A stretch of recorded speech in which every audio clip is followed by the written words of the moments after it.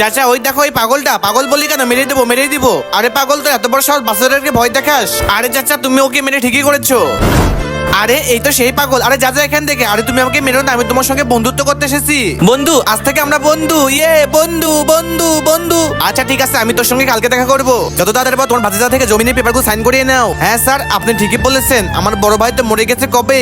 সকল সম্পত্তি তো ছেলের নামে করে থয়ে গেছে। আমাদের হাতে কিন্তু সময় অনেকটাই কম। ঠিক আছে, আমি যা করে তাড়াতাড়ি করতেছি।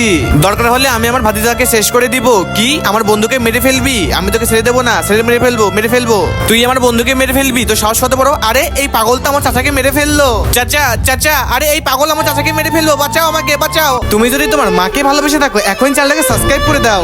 আরে এই পাগলটাকে তো আমরা পুলিশে দেবো, চল। আরে চাচুর তো ফোন এসেছে। আরে প্রপার্টির জন্য কি তুই তোর ভাতিজাকে মেরে ফেলেছিস নাকি? আরে আমার আপন চাচা আমার মারার জন্য লোক ঠিক করেছিল, আমাকে ছেড়ে দাও, আমি কিছু করিনি, আমি ভুল করে ফেলেছি।